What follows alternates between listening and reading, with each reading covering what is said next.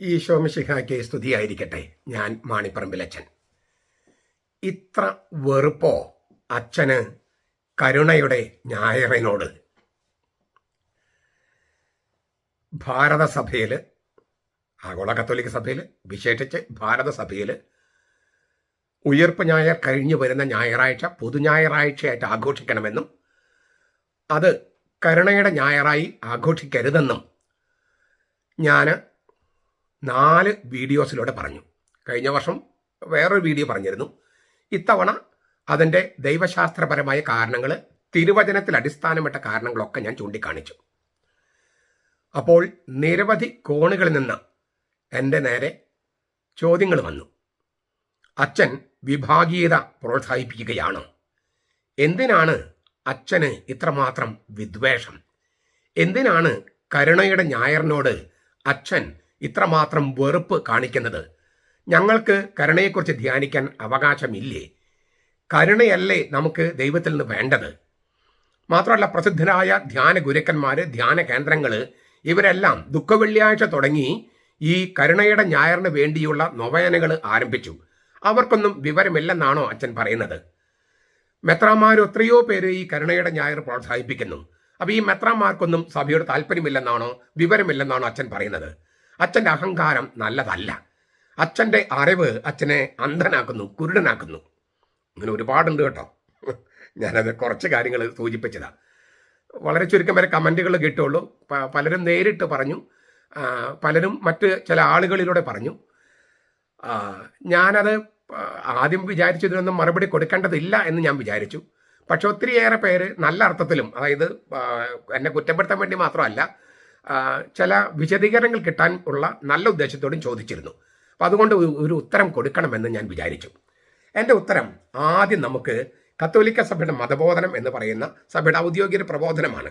POസിൽ തർജ്ജമ ചെയ്ത് ഇറക്കിയിരിക്കുന്നതാണ്. അതിൽ 67ാമത്തെ ഖണ്ഡം നിങ്ങളുടെ കയ്യിൽ, പലരുടെ കയ്യിലുണ്ട് ഈ കത്തോലിക്ക സഭയുടെ മതബോധനം ഗ്രന്ഥം. അതിന് ഇംഗ്ലീഷോ മലയാളമോ ഇനി ഇല്ലെങ്കിൽ നിങ്ങൾ ഗൂഗിൾ എടുത്തിട്ട് CCC 67 അടിച്ചു കൊടുത്തു കഴിഞ്ഞാൽ അവിടെ കിട്ടും, ഇംഗ്ലീഷിൽ കിട്ടും. 67ാമത്തെ ഖണ്ഡം.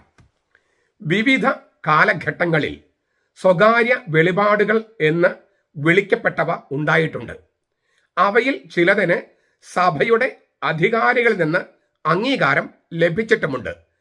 എന്നിരുന്നാലും അവ സഭയുടെ വിശ്വാസ നിക്ഷേപത്തിന്റെ ഭാഗമല്ല. 100 വട്ടത് വായിക്കണം കേട്ടോ. There have been many private revelations and some have got the recognition by the church, from the church, but that does not mean they form the deposit of faith. വിവിധ കാലഘട്ടങ്ങളിൽ സ്വകാര്യ വെളിപാടുകൾ എന്ന് വിളിക്കപ്പെടുന്നവ ഉണ്ടായിട്ടുണ്ട്.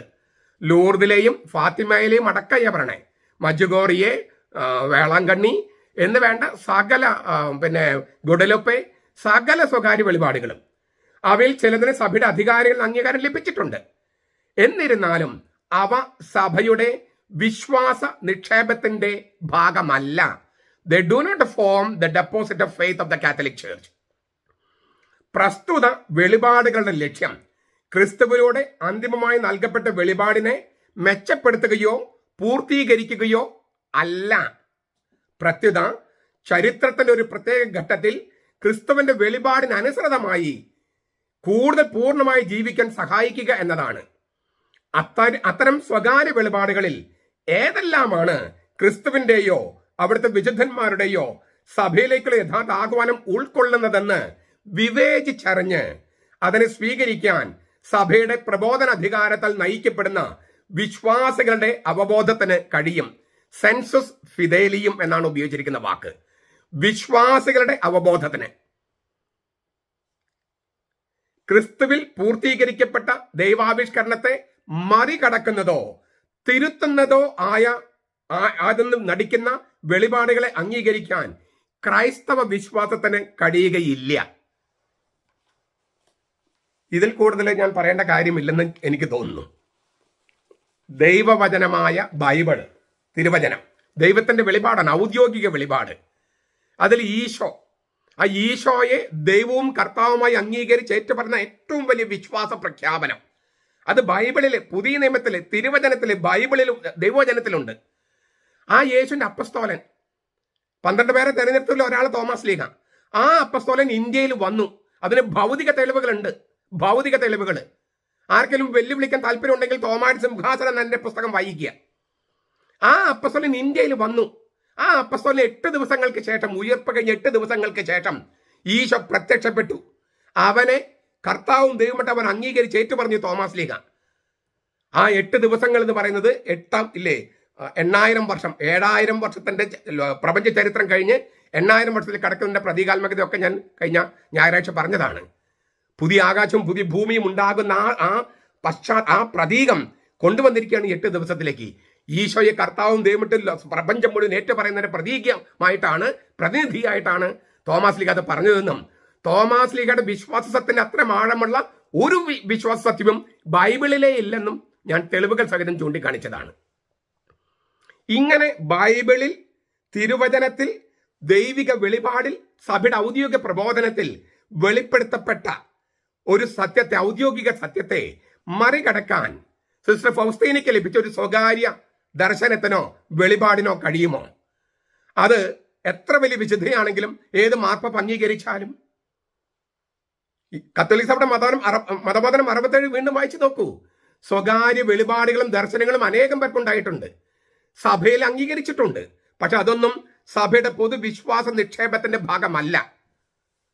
ഈ സിസ്റ്റർ ഫൗസ്തീനയുടെ ദർശനമാണെങ്കിലും അത് ജോൺ പോൾ രണ്ടാമൻ മാർപ്പാപ്പ അത് അംഗീകരിച്ചിട്ടുണ്ടെങ്കിലും, സഭ അംഗീകരിച്ചിട്ടുണ്ടെങ്കിലും അതൊന്നും പൊതുവായ വിശ്വാസ നിക്ഷേപത്തിന്റെ ഭാഗമല്ല.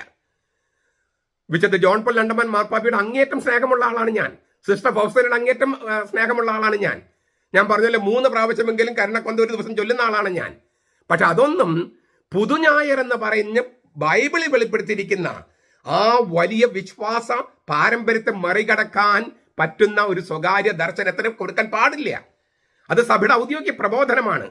ഇതാണ് ഞാൻ പഠിപ്പിച്ചത്, അല്ലാതെ വെറുപ്പോ വിദ്വേഷമോ ഒന്നുമല്ല.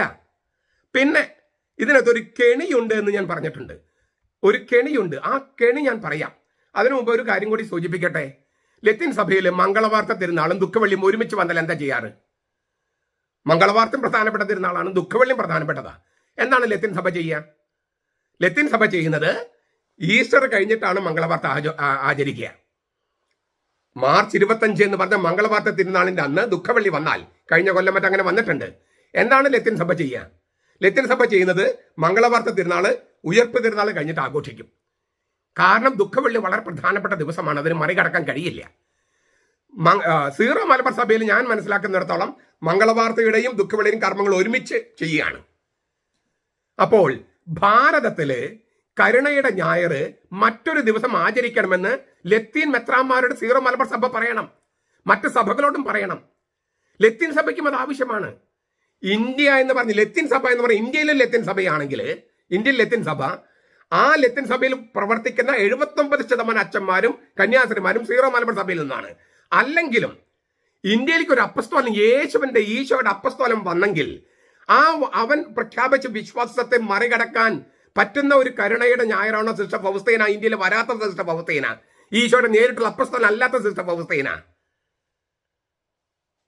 അപ്പൊ ഏതിനാണ് പ്രാമുഖ്യം കൊടുക്കേണ്ടത്?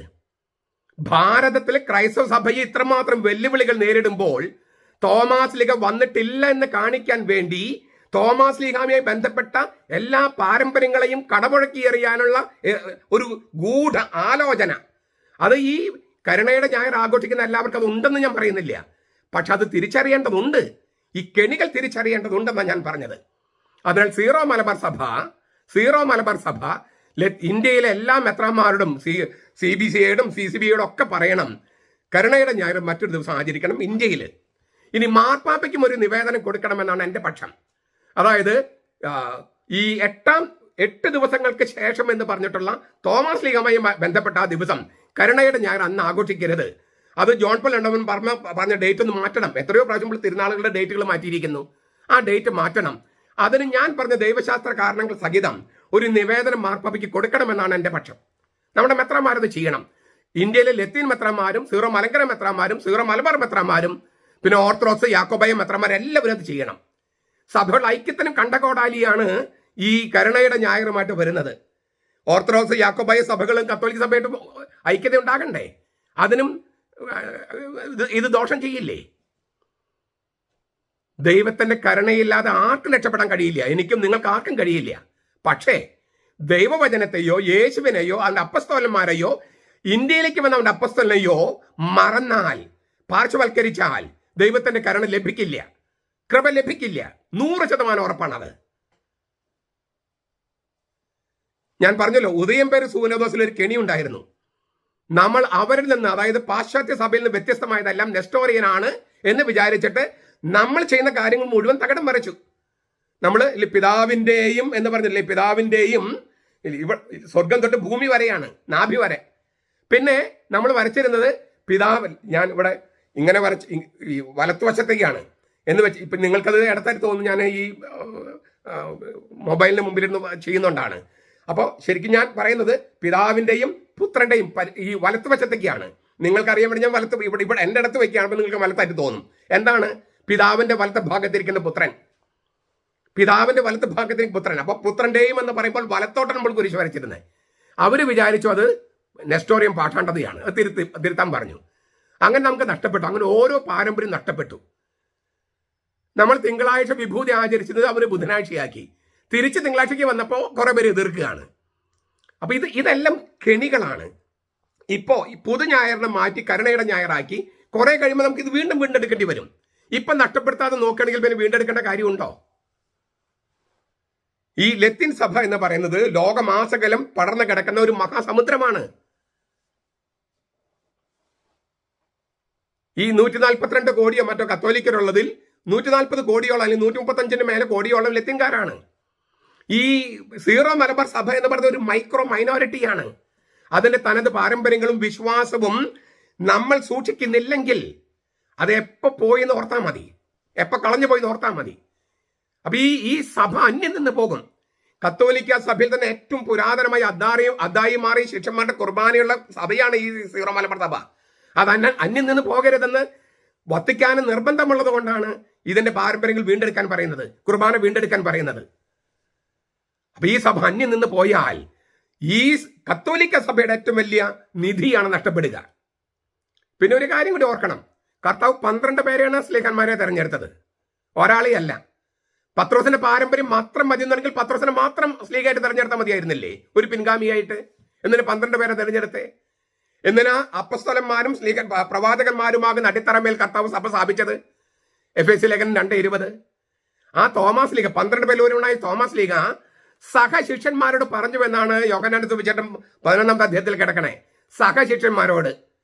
തോമസിനെ പത്രോസ് സഹശിഷ്യനാണ്, ഫെല്ലോ ഡിസൈബിള്. അങ്ങനെയുള്ള 12 പേരുണ്ട് കർത്താവിന് അപ്പസ്തലന്മാരായിട്ട്. അതിൽ ഒരു അപ്പസ്തോലനെ പത്രോസിനെ മാത്രം പ്രാധാന്യം കൊടുക്കുകയും പത്രോസിന്റെ സഭയ്ക്ക് മാത്രം പ്രാധാന്യം കൊടുക്കുകയും തോമായുടെ സഭയെ അവഗണിക്കുകയും തോമായുടെ സഭയുടെ പാരമ്പര്യങ്ങൾ അട്ടിമറിക്കുകയും ചെയ്യുന്ന ഒരു നടപടി ഉണ്ടായാൽ കർത്താവിനത് സ്വീകാര്യമാകുമോ? കർത്താവ് കരുണ കാണിക്കുമോ? പത്രോസിനത് സ്വീകാര്യമാകുമോ? തോമയ്ക്ക് ഒട്ടുമാകില്ല. അപ്പൊ തിരുവചനങ്ങളോട് വിശ്വസ്തത പുലർത്തിക്കൊണ്ടേ എന്തും സംഭവിക്കാവൂ. എത്ര വലിയ ധ്യാനഗുരുവോ മാർപ്പാപ്പയോ ആരായാലും ദൈവം വെളിപ്പെടുത്തിയ ദൈവവചനത്തെയും ഈശോയെയും സ്ലീഹന്മാരെയും മാറ്റിമറിക്കുന്ന ഒരു പരിപാടിക്കും നമ്മൾ കൂട്ടുനിൽക്കരുത്. ഞാൻ പറഞ്ഞു കഴിഞ്ഞല്ലോ, മാർപ്പാപ്പയ്ക്ക് നമ്മൾ നിവേദനം കൊടുക്കണം. കഴിഞ്ഞ ഞായറാഴ്ചയ്ക്ക് മുമ്പ്, ഞായറാഴ്ച ഉൾപ്പെടെ 4 ദിവസങ്ങൾ ഞാൻ ചെയ്ത ആ വീഡിയോയുടെ ഉള്ളടക്കം നിങ്ങൾ ഉൾപ്പെടുത്തിയാൽ ദൈവശാസ്ത്രപരമായ ന്യായം കിട്ടും. വത്തിക്കാന് കാര്യം മനസ്സിലാകും. ഞാൻ മരിച്ചു പോകും, നിങ്ങളും മരിച്ചു പോകും, പക്ഷെ നമ്മുടെ ഈ പോരാട്ടത്തിന് ഫലമുണ്ടാകും. നമുക്കിത് നഷ്ടപ്പെട്ടാൽ പിന്നെ വീണ്ടും ഒരു സ്വാതന്ത്ര്യ സമരത്തിന് വേണ്ടി ഇറങ്ങിത്തിരിക്കേണ്ടി വരും. നിതാന്ത ജാഗ്രതയാണ് നമ്മുടെ തനത് പാരമ്പര്യങ്ങൾ രക്ഷിക്കാനുള്ള, നിലനിർത്താനുള്ള ഏറ്റവും നല്ല മാർഗം. നിതാന്ത ജാഗ്രത. ഇല്ലെങ്കിൽ നമ്മുടേതെല്ലാം എടുത്തോണ്ട് പോകും. കുനിഞ്ഞു നിന്നാൽ കോണകം വരെ അടിച്ചോണ്ട് പോകുന്ന ഒരു കാലമാണിത്. അപ്പൊ പറയും വിഭാഗീയത. എന്ത് വിഭാഗീയത? നമ്മൾ മലയാളം സംരക്ഷിക്കണം, ഹിന്ദി അടിച്ചേൽപ്പിക്കരുത് പറയുമ്പോൾ വിഭാഗീയതയാണോ? തമിഴ് സംരക്ഷിക്കണം, ഹിന്ദി അടിച്ചേൽപ്പിക്കരുത് പറയുമ്പോൾ അത് വിഭാഗീയതയാണോ? ഒരൊറ്റ ഭാഷ മതി എന്ന് പറഞ്ഞാൽ ഏത് ഭാഷ? ഇംഗ്ലീഷാണോ? ഹിന്ദിയാണോ? മലയാളമാണോ? തമിഴാണോ? 300 വർഷത്തെ പഴക്കമുള്ള ഈ ഹിന്ദിക്ക്, അതും ക്രിസ്തീയ മിഷണർമാർ ഉണ്ടാക്കിയതാ. 3000-ന് മേലെയോ 6000 വർഷം പഴക്കമുള്ളതാണ് ഈ തമിഴ്. 1200 വർഷം പഴക്കമുള്ളതാണ് മലയാളം. 300 വർഷം പഴക്കമില്ലാത്ത ഹിന്ദി കൊണ്ട് 3000-മോ അതിന് മേലെയോ പാരമ്പര്യമുള്ള തമിഴ് ഇല്ലാണ്ടാക്കണമെന്നും 1200 വർഷം പഴക്കമുള്ള മലയാളം ഇല്ലാണ്ടാക്കണം പറയുന്നത് മര്യാദയാണോ? ഒരു ഫെഡറൽ സിസ്റ്റമാണ് ഇന്ത്യ. അതുപോലെ ഒരു ഫെഡറൽ സിസ്റ്റമാണ് കത്തോലിക്ക സഭ. ഒന്നിനെ നശിപ്പിച്ചിട്ടല്ല മറ്റൊന്ന് സ്ഥാപിക്കേണ്ടത്, നിലനിർത്തണം. ഇത് വിഭാഗീയതയല്ല പറയുന്നത്, സഹവർത്തിത്വം. ഒന്ന് മറ്റൊന്നിന്മേൽ അടിച്ചേൽപ്പിക്കുന്നതിനെതിരെയാണ് ഞാൻ പറയുന്നത്. ആധിപത്യ പ്രവണതയ്ക്കെതിരെയാണ് ഞാൻ പറയുന്നത്. അധിനിവേശ പ്രവണതയ്ക്കെതിരെയാണ് ഞാൻ പറയുന്നത്. ഇല്ലെങ്കിൽ മലയാളം ഉണ്ടാകില്ല, തമിഴ് ഉണ്ടാകില്ല. ഒരു സംസ്കാരം തന്നെ ഇല്ലാണ്ടാകും തമിഴില്ലാണ്ടായാൽ, ഒരു സംസ്കാരം ഇല്ലാതാകും മലയാളം ഇല്ലാതായാൽ. അപ്പോൾ 3000 വർഷമോ അതിന് മേലെ പഴക്കമുള്ള തമിഴിനെ മാറ്റിമറിക്കാൻ 300 വർഷം പഴക്കമില്ലാത്ത ഹിന്ദി കൊണ്ടുവരുന്നത് പോലെയാണ് 2000 വർഷം പഴക്കമുള്ള പുതുഞായറിനെ മാറ്റിമറിക്കാൻ 26 കൊല്ലം പഴക്കമുള്ള കരുണയുടെ ഞായർ കൊണ്ടുവരുന്നത്. ബൈബിളിൽ അടിസ്ഥാനപ്പെട്ട, ദൈവവചനത്തിൽ അടിസ്ഥാനപ്പെട്ട, ദൈവത്തിന്റെ വെളിപാടിൽ അടിസ്ഥാനപ്പെട്ട, ഈശോയിലും സ്ലീഹന്മാരിലും അടിസ്ഥാനപ്പെട്ട പുതുഞായറിനെ മാറ്റിമറിക്കാൻ 8 ദിവസങ്ങൾക്ക് ശേഷമുള്ള വാക്ക് നോക്കുക. അതിനെ അട്ടിമറിക്കാൻ ഒരു സ്വകാര്യ ദർശനത്തെ കൂട്ടുപിടിച്ച്, അതും ഇന്ത്യയുമായിട്ട് നേരിട്ട് ബന്ധമില്ലാത്ത ഒരു സ്വകാര്യ ദർശനത്തെ കൂട്ടുപിടിച്ച് അട്ടിമറിക്കാൻ ശ്രമിക്കുന്നത് കെണിയാണ്. ആ കെണിയെ നമ്മൾ തിരിച്ചറിയണം.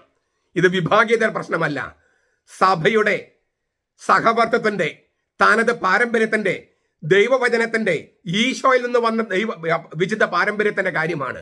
അതിനെ അട്ടിമറിക്കാൻ ആരും കൂട്ടു നിൽക്കരുത്. മെത്രാന്മാരും കൂട്ടു നിൽക്കരുത്, ധ്യാന ഗുരുക്കന്മാരും കൂട്ടു നിൽക്കരുത്. ഒറ്റക്കെട്ടായി, പ്രത്യേകിച്ചും ഭാരതത്തിലുള്ളവര് ഒറ്റക്കെട്ടായി ഈ പുതുഞായറിന്റെ ആഘോഷങ്ങളിലേക്ക് തിരിച്ചു പോകണം. കേൾക്കാൻ ചെവിയുള്ളവൻ കേൾക്കട്ടെ. നമ്മുടെ കർത്താവ് ഈശോ മിശിഹായുടെ കൃപയും പിതാവായ ദൈവത്തിന്റെ സ്നേഹവും പരിശുദ്ധാത്മാവിന്റെ സഹവാസവും നാം എല്ലാവരോടും കൂടി ഉണ്ടായിരിക്കട്ടെ, ഇപ്പോഴും എപ്പോഴും എന്നേക്കും. ആമേൻ.